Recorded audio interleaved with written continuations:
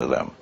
If a man was working, someone was working on, say, something like a transistor or something like an integrated circuit electronics, we used our own laboratory on electronics at Fort Monmouth, and we also fed these things to industry. They were working along that line. We just didn't take the artifacts and give them to any industry. There had to be some relationship between this thing, what we thought it was, and industry was working on.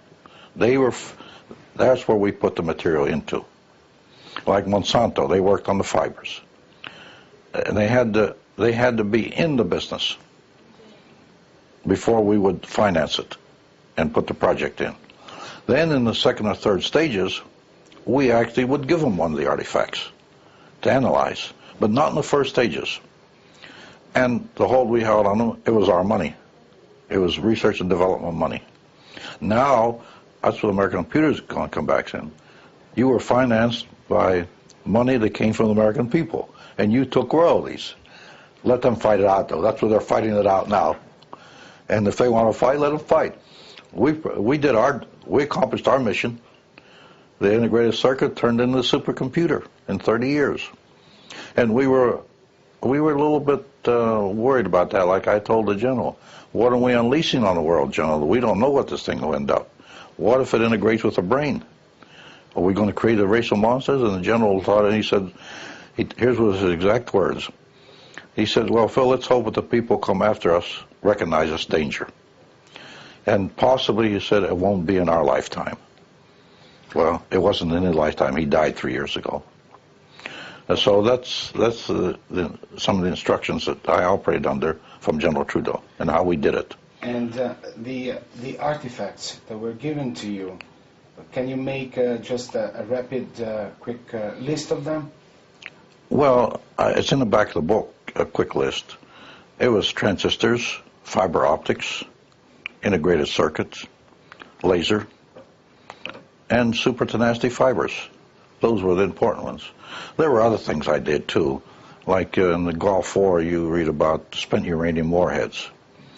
I got that originally from the Swiss, because I headed foreign technology. My foreign technology division, the cover was foreign technology of this world, but on the side, never written, was foreign technology of other worlds too.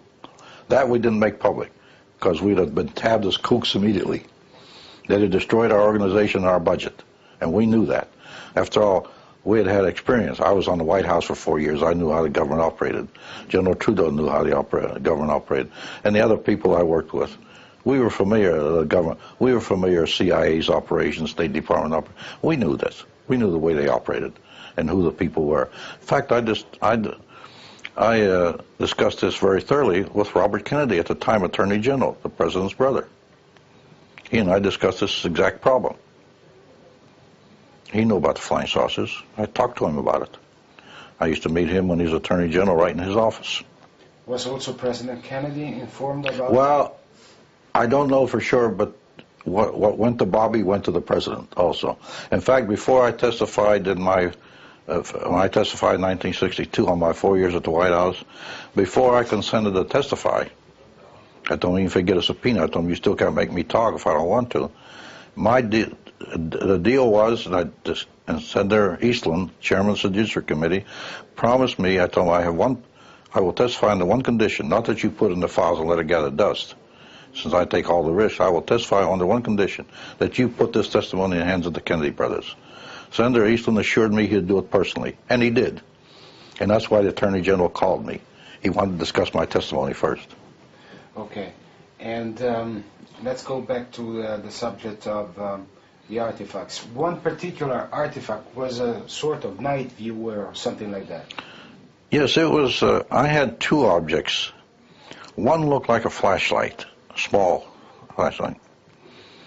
And, of course, like a human being that doesn't know too much, stupid human, I figured the battery was dead and it wouldn't come on.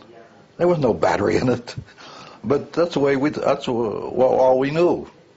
So one day I had this thing out, and I could never get it to come on or operate. I didn't know what it was. And the shell was so tough, it was like the atomic aligner, that you couldn't get in. We didn't want to cut through them, and if it was important to ruin it, was the inside. So I decided to take it down to our atomic lab at Fort Belvoir. We had our atomic laboratory that's made the atomic engine, and the portable atomics that went to McMurdo were made at Fort Belvoir. And I went down there, since I knew them most of them personally. It was our laboratory after all. And we tried this thing under long, low waves in radiation. Lo and behold, it came on. And here, it didn't have any battery like I thought the battery was. There was no such thing, but it came on. Fiber optics was the same thing. We didn't know what we had. I couldn't even tell if it was wires or what it was. But we gradually fed it to laboratories and people, and they discovered what they were. Now, most of our communication is fiber optics. So this is the way the things would developed along this line. All the items went out in that. Now, they went out as normal research and development projects, not as something radical. At the beginning, it didn't go out that way.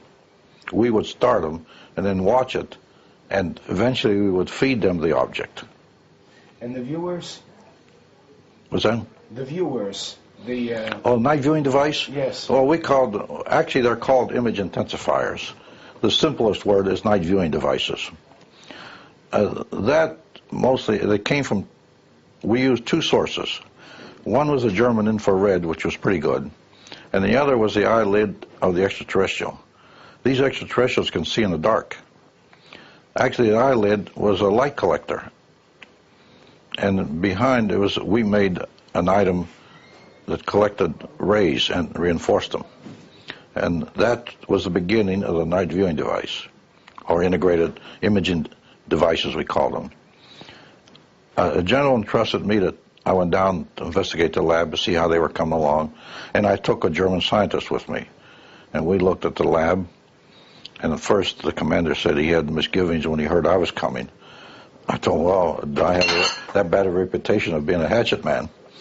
And he sort of smiled, because they knew that when I came, I had authority even to cancel contracts.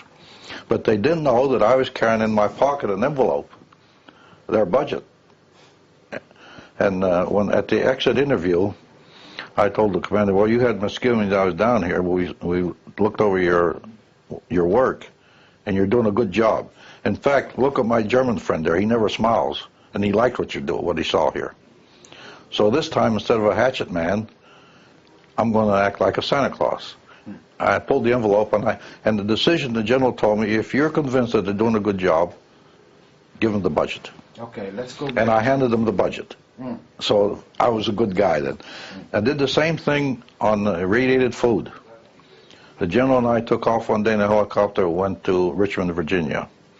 The laboratory, quartermaster laboratory down there, was experimenting on radiated food. I ate a steak, and the general, they prepared a dinner for us. A steak had been on the shelf in no refrigeration for 2 years, and they had strawberries. We had a steak and strawberries for dessert that had been on the shelf for a couple of years. They were irradiated. Still today, I remember I said, I told the general last night, I asked the general one day, how do you fight stupidity? Well, most of the American public today has been convinced by the damn stupid do-gooders that radiation is bad. And radiation is harmless. I ate a steak in 1961, and I'm still here. I ate a radiated steak and radiated strawberries. It preserves them. We could solve the starvation of the world with this. Yet our do-gooders, since there's atomic mentioned in it, radiation, they scream high heaven. I told you the one that we made at McMurdo Air Force, we had a portable atomic installation that made 10,000 gallons of potable water a day. In 6 years we had it there, it made over 10 million gallons of fresh water from seawater. Yet that thing came back to the States and was destroyed. It was a portable atomic using Pu-238. Can we go to the Italian scientists that you met here in Rome, and their research and approach? Yeah, in fact, just a few days ago, I gave you the internet thing. Some scientists picked up page 192 and 193 of my book. When I was in charge of the security here in Rome, from 1943 to 47, was very fortunate at the time. I was 26 years old. But I was very fortunate. I met people like Professor